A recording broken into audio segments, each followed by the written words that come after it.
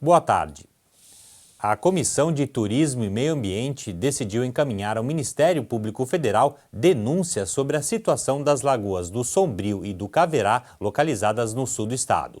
Os reservatórios estão sofrendo perda de água em função da degradação ambiental e do assoreamento.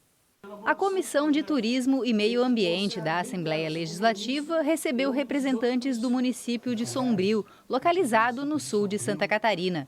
Eles vieram pedir ajuda aos parlamentares para buscar a recuperação da Lagoa de Sombrio, que nos últimos anos vem diminuindo de tamanho e profundidade, além de estar sendo invadida por vegetação exótica.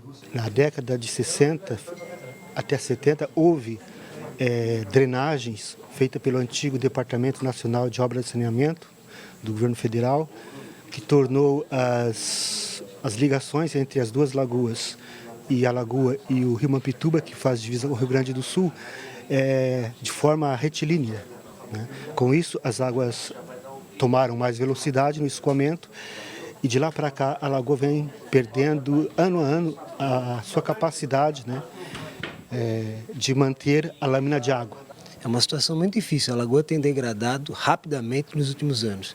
E como eu disse há pouco na reunião das comissões, ela é uma grande riqueza para o estado de Santa Catarina, já foi considerada a maior lagoa de água doce do estado de Santa Catarina. E também tem um grande potencial de lazer e turismo. Precisa ser recuperado. A nossa intenção é agir em várias áreas. Uma delas levantada pelo próprio presidente da Comissão de Turismo, deputado Turismo e Meio Ambiente, deputado Ivan, de levar ao conhecimento do Ministério Público e Ministério Público Federal para que nos ajudem nesta ação.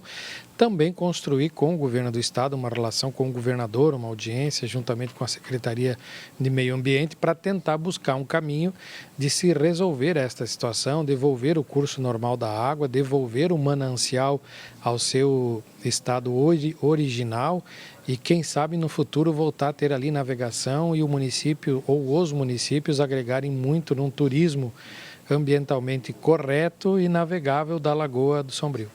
Durante a reunião da comissão, os parlamentares também falaram sobre o projeto de lei de autoria do deputado Rodrigo Minotto, que quer permitir que os cavalos da raça Percheron possam ser utilizados em competições conhecidas como Zorra, onde os animais arrastam carretas sem rodas e com pesos. Os membros da comissão decidiram suspender a tramitação da proposta até que seja realizada uma audiência pública sobre o tema. Representantes do agronegócio do Brasil, da Argentina e do Paraguai discutiram o futuro do setor durante o primeiro Fórum Internacional Agro Sem Fronteiras, realizado em Chapecó. No evento foi lançada a Frente Parlamentar em favor da nova Rota do Milho. Sementes valiosas. O ouro amarelo que fomenta o agronegócio no Oeste tem faltado em Santa Catarina. E a alternativa é buscar no centro-oeste do país. E isso tem saído caro. Diante da falta dos grãos aqui, a alternativa é trazer do Paraguai, passando pela Argentina até chegar no Brasil. A Rota do Milho, que vai ligar os três países, tem envolvido autoridades das três nações. E aqui, uma frente parlamentar já lançada em Chapecó vai continuar para que o processo vire realidade. Nós temos um limite de produção, cerca de 3 bilhões de toneladas ano de milho, mas precisamos para o nosso consumo de cerca de 7 milhões de toneladas de milho. E trazer o milho do Paraguai via Foz do Iguaçu é muito longe e muito caro, mas muito mais longe e muito mais caro é trazer o milho para a nossa agroindústria do Mato Grosso, de Goiás, enfim, de 1.500, 1.600, 1.700 quilômetros de distância. Uma das maiores empresas que depende do milho sabe que ter alternativa de abastecimento é evitar que empresas saiam do estado. Isso aí já está começando a acontecer. Aqui existe uma mão de obra muito boa, abundante, desde o campo para produzir os suínos, o frango no campo, até a agroindústria. A mão de obra é muito boa, mas não tem milho. Nós temos que depender de outros, né? Lá para cima tem milho e não tem mão de obra. Quer dizer, é um outro problema. Então o negócio é trazer o milho mesmo. O problema começa pelo fato de que Santa Catarina consome 7 milhões de toneladas por ano e produz somente a metade do que precisa. Discussão extremamente importante, mas é muito importante que Santa Catarina e o Brasil, como um todo, né, o nosso país, entenda a importância dessa nova rota e que faça a sua parte, né, que a gente possa efetivamente transformar isso numa nova alternativa que beneficie todo o setor do agronegócio da nossa região e do nosso país. A Argentina está bem estruturada para receber o transporte. Santa Catarina precisa fazer também a sua parte, o Ministério da Agricultura ampliando o nosso Porto Seco de Dionísio Cerqueira, mas quando reunimos as autoridades, todos envolvidos e todos querem que o mesmo objetivo se concretizem, eu não tenho dúvida que o mais rapidamente a Rota do Milho vai se consolidar e a integração econômica entre Paraguai, Brasil e Argentina se dará através de fato concreto. Essa discussão que se tem sobre a questão do milho é fundamental, porque aqui estão as agroindústrias, das principais agroindústrias catarinenses e brasileiras, estão instaladas aqui no oeste de Santa Catarina e, portanto, é preciso dar viabilidade e condições para que elas possam se manter, possam atuar, possam produzir. O fato de importar milho do Paraguai não é sinal que o Brasil não tenha produção própria, bem pelo contrário. Em território brasileiro são produzidos anualmente cerca de 90 milhões de toneladas. O problema é a questão geográfica. A quantidade produzida no sul do país não é suficiente para atender Santa Catarina. É aí que entra o Paraguai. O tema foi uma das principais discussões entre prefeitos, vereadores, empresários, deputados estaduais e representantes dos governos federais dos países que compõem o BRIPAEM, um bloco de lideranças do Mercosul. Eles se reuniram em Chapecó nessa semana para participar do primeiro Fórum Internacional do Agro Sem Fronteira. Eu creio que a integração entre Brasil, Paraguai e Argentina vai ser muito bom para o mundo, porque o mundo precisa de nós precisamos estar unidos entre nós para trabalhar juntos e sair ante o mundo de fornecer o que nós temos para o mundo inteiro, né? Essa união, essa eliminação das fronteiras, dessas barreiras, sabemos que tem muita burocracia entre as leis de cada país. Então, começar a ir uniformizando isso e vencendo essas barreiras. Os desafios são questões de infraestrutura e aduaneiro. E, pelo menos no Brasil, a intenção de facilitar o processo já surge por parte do governo federal. O Ministério está apoiando essa ideia e a gente quer discutir com todos os setores, com os governos aqui, Argentina, Paraguai, para que a gente possa achar uma solução, uma rota diferente, para que esse milho chegue aqui com mais eficiência, com mais qualidade e com preço competitivo. A Rota do Milho, depois de instalada, vai gerar economia no transporte, que baixaria de cerca de 1.500 quilômetros para cerca de 500 de distância, desde o ponto de coleta do grão até a chegada no Brasil. Será também ponto de geração de riqueza e quebra de tabus nas fronteiras. Consolidamos essa matriz econômica e social que é o nosso agronegócio. Para tanto que hoje nós trabalhamos tanto que ultrapassamos a nossa capacidade de produção do milho. Então, o milho em si é o primeiro, vamos dizer assim, dessa política de integração transfronteiriça. O importante é que nós temos mais de 80 pessoas aqui, autoridades de Buenos Aires, da província de Misiones, de Corrientes, pessoas que vão efetivamente demonstrar a importância dessa rota para a integração transfronteiriça. E o agronegócio também é o tema de outra frente parlamentar lançada hoje aqui na Assembleia. O novo colegiado será coordenado pelo deputado Nilson Berlanda. A Assembleia Legislativa conta com mais um colegiado, a Frente Parlamentar do Agronegócio, Turismo Rural e Cultura Tradicionalista. O grupo de parlamentares vai trabalhar na defesa de questões ligadas a essas áreas. O coordenador da frente, deputado Nilson Berlanda, disse que várias demandas precisam ser debatidas. Nós, os 40 parlamentares, estamos discutindo muito a questão, por exemplo, dos impostos dos agrotóxicos, né? E aquele produtor ali que depende do agrotóxico. Então a gente precisa entender realmente a necessidade da agricultura, do agronegócio, do turismo rural e da tradição gaúcha. O parlamentar informou que essas três áreas, agronegócio, turismo rural e cultura tradicionalista, estão interligadas. Por isso, terão as demandas discutidas na frente parlamentar. O turismo rural, por exemplo, aquela pessoa que tem a posada na Serra Catarinense tem um cavalo, tem a tradição de usar bombacha, guaiaca, o chapéu, o lenço no pescoço, porque você sai de uma grande capital, ou sai de um grande centro e vai lá e vai acabar querendo curtir aquele momento. Então a pousada está adequada para o turismo rural. O agronegócio, por exemplo. O agronegócio tem tudo a ver, está no interior. Não estou falando das grandes indústrias, não estou falando dos grandes agronegócios, mas os pequenos, os locais, os regionais. E eles precisam de atenção.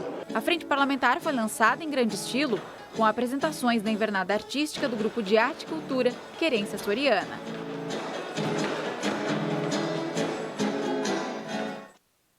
E a seguir, filmes e séries selecionados no concurso da TVAL são premiados. A gente volta em instantes.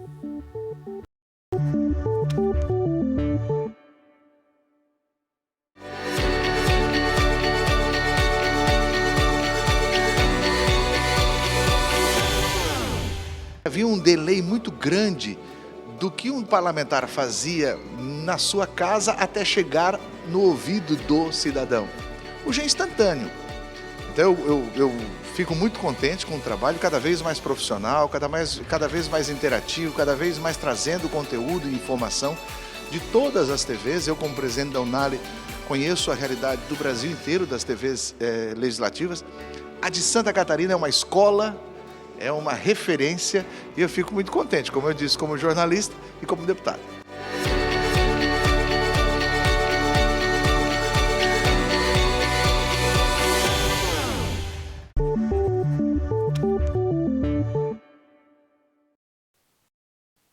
Os 50 anos de fundação da Cooperativa Central Aurora Alimentos foram comemorados em uma sessão especial realizada ontem na sede do Parlamento. Atualmente, mais de 100 mil famílias estão vinculadas direta ou indiretamente ao terceiro maior conglomerado industrial do setor de carnes do Brasil. Fundada há 50 anos, a Cooperativa Central Aurora Alimentos é um dos maiores conglomerados industriais do setor de carnes do Brasil. São cerca de 28 mil empregados diretos, 65 mil famílias rurais cooperadas que formam a base produtiva no campo e 10 mil colaboradores atuando nas 11 cooperativas agropecuárias que constituem a Aurora. No total, são mais de 100 mil famílias vinculadas à cooperativa, espalhadas por cerca de 300 municípios brasileiros. Podemos afirmar com toda tranquilidade que a Aurora passou a ser aquela grande família, nós dizemos mais de 100 mil famílias, cuidando das famílias brasileiras e do mundo, já que nós produzimos alimentos e temos ideia da grande responsabilidade que isso representa. Os 50 anos de fundação da Cooperativa Central Aurora Alimentos foram comemorados com uma sessão especial realizada na sede do Parlamento.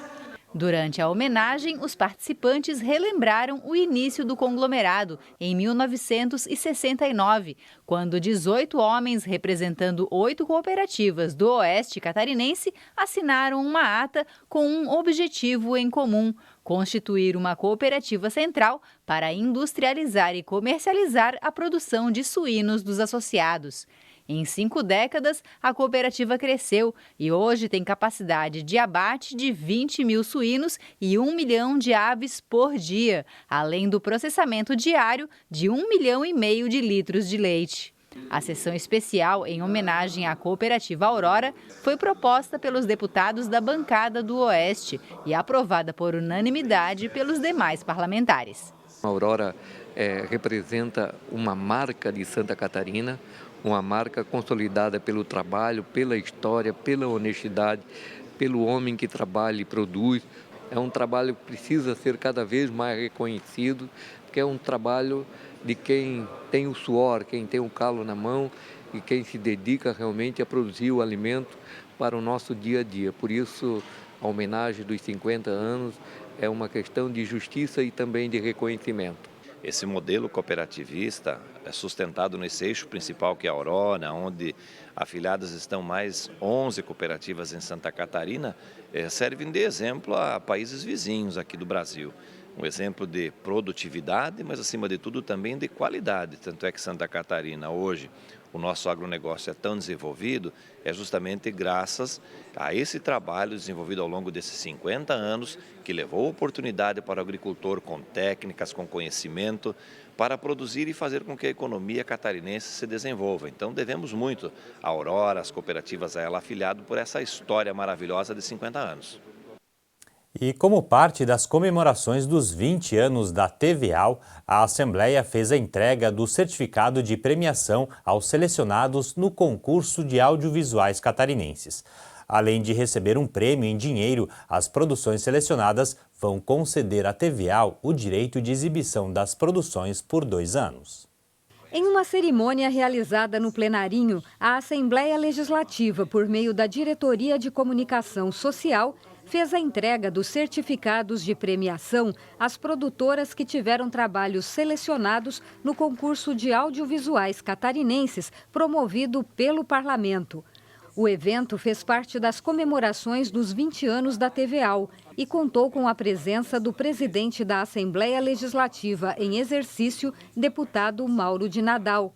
A iniciativa é inédita no Parlamento. O concurso foi lançado em maio deste ano com o objetivo de valorizar a produção audiovisual catarinense e abrir espaço na programação da emissora do Poder Legislativo para produções que divulgam a cultura e a história do Estado. Talentos esses que estudam, que se dedicam em buscar um pouquinho da nossa história para, através da telinha, mostrar ao catarinense a potencialidade de Santa Catarina, todos os caminhos que Santa Catarina percorreu ao longo deste período todo e, além de que, evidentemente, também aflorar os grandes talentos que nós temos no nosso território catarinense. No ano em que a TVAL completa 20 anos, desempenhando bem o seu papel, junto aos outros veículos de comunicação da Assembleia, a gente achou que era uma oportunidade para fazer isso, para também dar espaço para os produtores locais, para valorizar a nossa história, a nossa cultura e abrir um espaço na grade de programação para que a população também tenha acesso